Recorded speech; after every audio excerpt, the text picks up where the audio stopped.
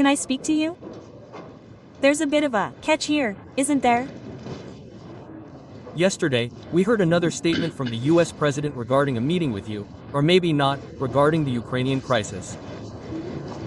Almost simultaneously, American sanctions were imposed against Russian oil companies. Today, the European Union rolled back yet another round of anti-Russian sanctions. Toilets, motorized toys, puzzles, and tricycles are now banned.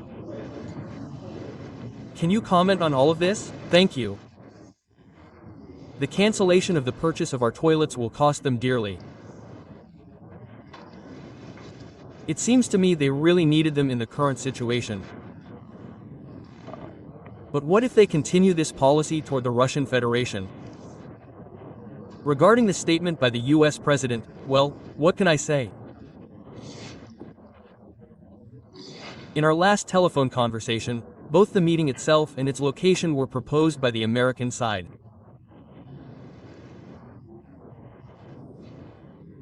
I agreed with this, but I expressed my concerns in this regard and said that, of course, such meetings need to be well prepared.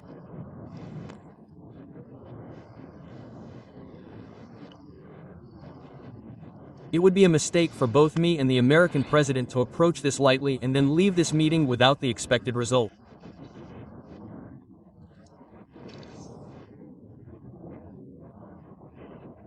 It must be said that the US president agreed with this, fully agreed, and said that a number of officials from the current administration would be working on their side to prepare for this meeting. He named some of them. And I said that after our American colleague determines the final list of those who will work on preparing our meeting, we, for our part, will also announce who will work on our side, the Russian side.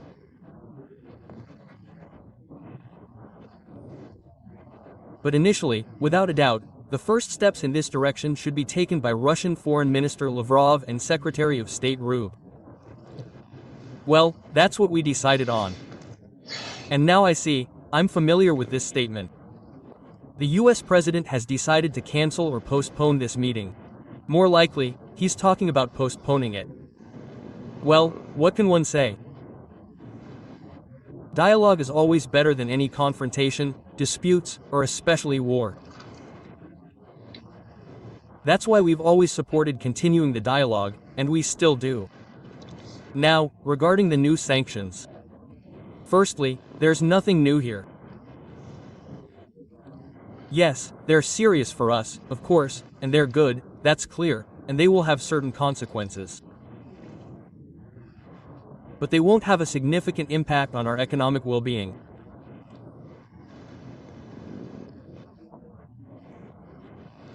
Well, during his first presidential iteration, it's well known that President Trump imposed the largest number of sanctions ever imposed against the Russian Federation.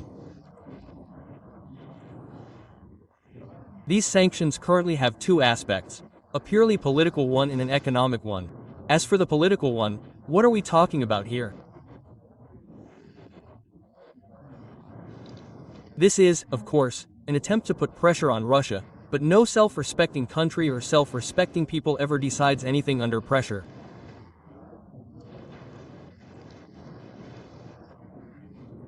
And, of course, Russia has the privilege of feeling and considering itself among this list of self-respecting countries and peoples.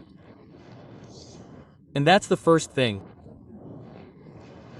Secondly, it's a purely economic component, yes. Well, if we talk about the political aspect, then, of course, this is an unfriendly act towards Russia. This is obvious, and it does not strengthen Russian-American relations, which have only just begun to recover. Of course, with such actions, the US administration is damaging Russian-American relations. But as for the economic aspect, I repeat, of course, there is nothing good or pleasant about it. Well, if we look objectively and professionally at the economic aspect of these sanctions, what we see now is the US. I think they produce about 13.5 million barrels per day, which is in first place. Saudi Arabia is in second place, somewhere around 10 million. and the Russian Federation is in third place, at about 9.5 million barrels per day. But the US consumes 20 million. They sell some and buy even more.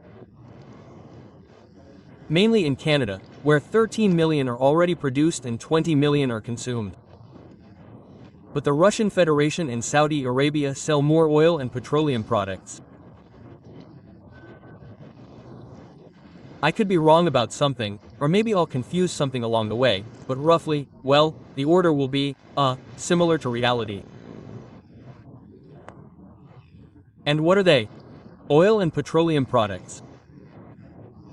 Saudi Arabia sells about 9 million tons to foreign markets. The Russian Federation sells 7.5. That means our contribution to the global energy balance is very significant, very significant.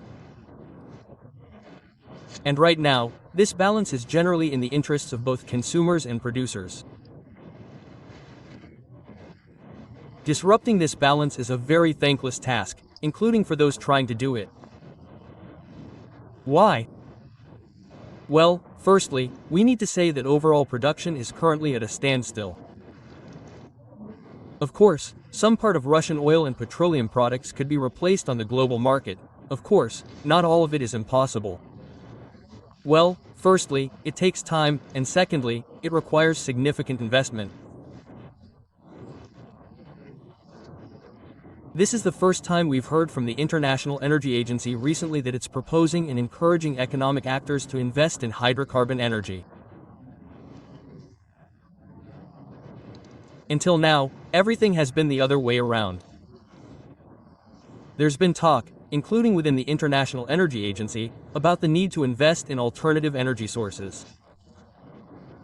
Yes, we do. But it's become clear that hydrocarbons are indispensable in the coming years, and certainly in the coming decades. This is obvious given the growth in consumption. The global economy is growing, and energy consumption is increasing. So, a sharp increase in demand right now isn't feasible. But if the supply of our oil and petroleum products on the global market were to sharply decrease, prices would rise. My American colleague and I discussed this as well. What will this lead to? It will lead to a sharp increase in the cost of oil and petroleum products, including at gas stations. And the United States is no exception. And if we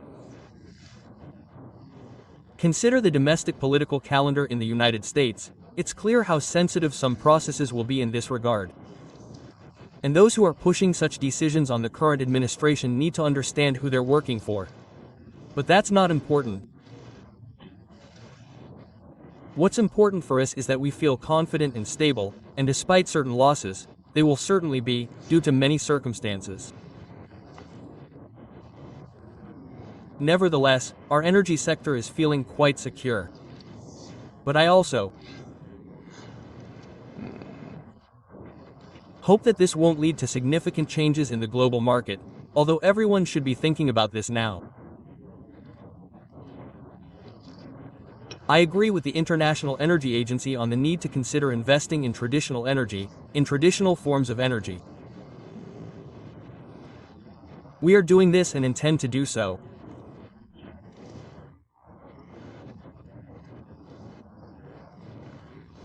If we ultimately move away from pressure and toward a serious discussion about the long-term future, including in the economic sphere, then we have many areas for joint work.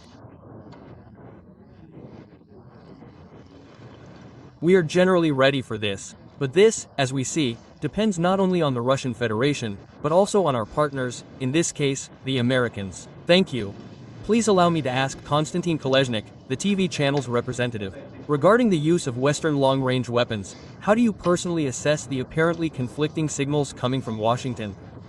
The day before, the Washington Post and the Wall Street Journal reported that the US had lifted a key restriction on the use of these weapons. Then Trump said that they would not supply Tomahawks after all. And just an hour ago, Zelensky again said that Ukraine will receive weapons with a range of almost 3,000 kilometers. In your opinion, is this still an escalation?